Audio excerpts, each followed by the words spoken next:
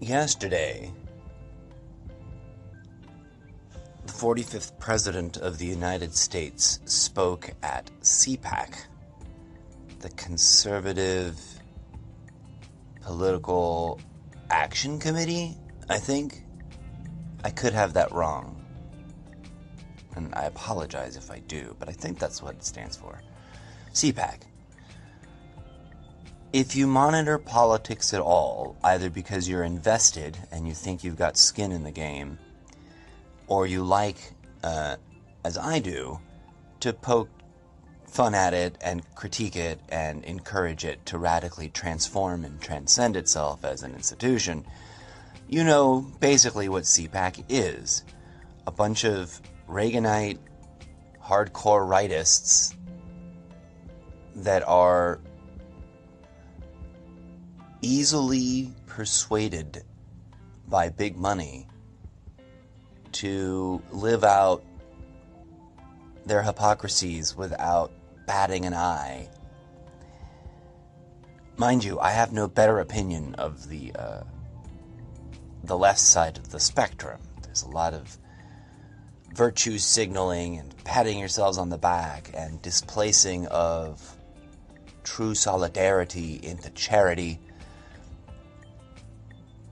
And for those who don't understand the distinction there, solidarity is highly superior to charity, because charity is top-down.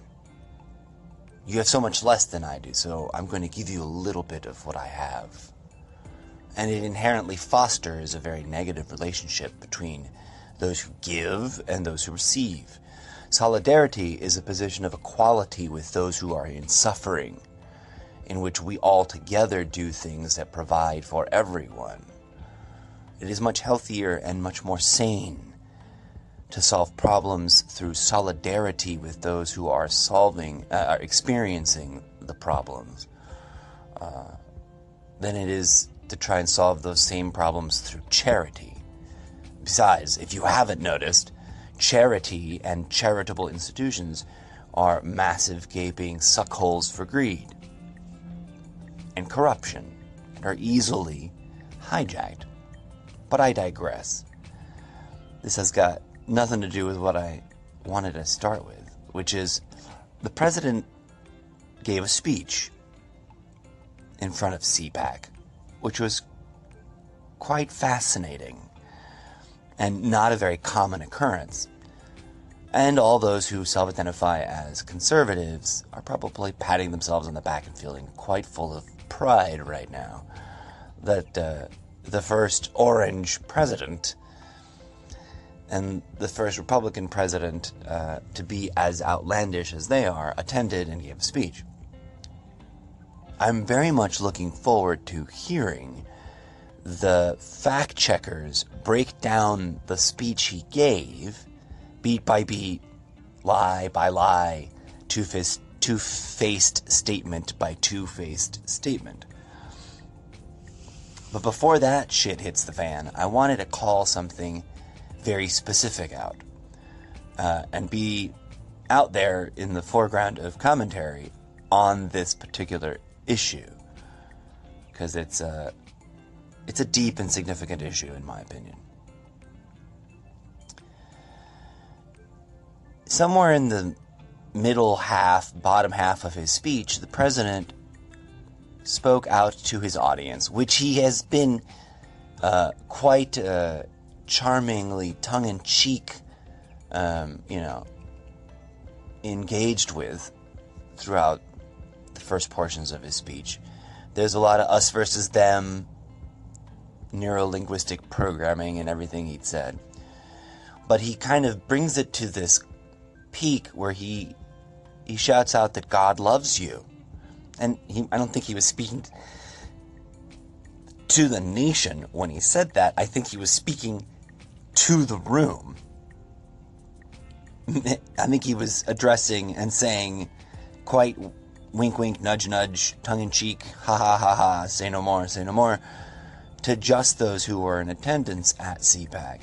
God loves you, because you're special, because you support me, because you're in this room, because you're the most hardcore and the most wealthy donors and supporters of CPAC, etc., etc., etc. All the typical things that would go into a group psychology manipulative use of such a phrase, God loves you. Be wary of anyone that promises you God's love for being different than others, because they, my friend, are full of shit. Let me speak out with some clarity here, based on my 30 plus years worth of research into not the dogma and not the, brainwashing that got layered into all religions, but rather their origins and their historical facts, and trying to get at the heart of the true teachings of each Messiah. God does not love you because of your identity. God does not love you because you're a Muslim or a Jew or a Christian. God does not love you because you're a Democrat or a Republican or a third-party nut job. God does not love you because you go to this synagogue or that mosque or go attend this variety or flavor of Christian church. God does not love you because you're white or black or Mexican or Italian or French or Korean. God does not love you because of any identity label that you fixate on. None of those are valid reasons for God's love. God does not love you because you fear Him. God does not love you because you blindly adhere to what the human beings here on earth say are His words. No, my dear friends, I can assure you with deep, deep passion, deep clarity, and certainty that none of those are the reasons that God might love you. Let me tell you the one consistent thing that can be found in the depths of history, coming from mystics in every faith system you can imagine, because, sidebar, every religion always had a mystic movement first. Every religion is actually a hijacking of a spiritual mystic tradition. But I digress. God loves you because you are His and her child.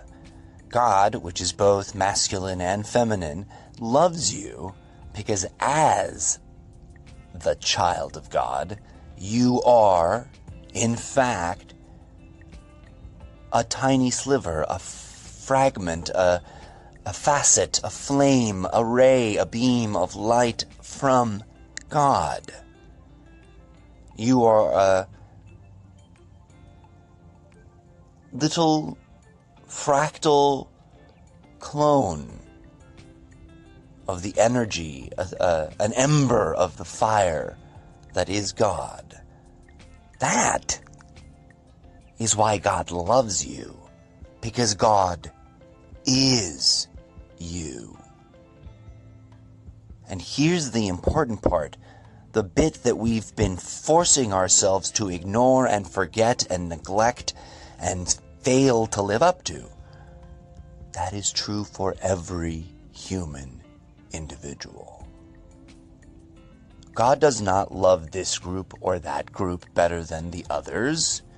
God loves everyone, ubiquitously, completely, omnipotently. What do you think it means to be omnipotent, yo? God is self-described in every tradition as the Alpha and the Omega. And for those of you who cannot connect dots, that also implies and contains everything within.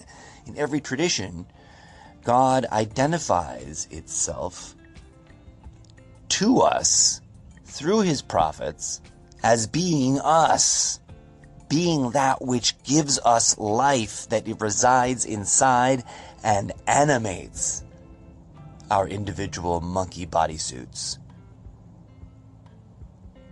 That is why God loves you and me and Donald Trump and every asshole on the planet that you don't like. God loves everyone. And the problem is not that. The problem is our addiction to this bullshit of being different and special and unique, and how others are less special, are inferior, are unworthy, and beholden to your pride. Or your, self-indulgence.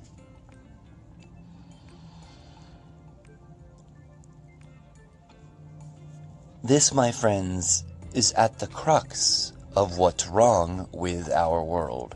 If you want to change the world, initiate the change deep within. This is what that wisdom points to. You want to change the world, then you have to realize that you are the world. And that to change things, you must begin the difficult and very intimately personal and private process of healing yourself into freedom from all the bullshit that we've grown up in, surrounded by, and inundated by, and completely, totally brainwashed by, because none of us escaped it.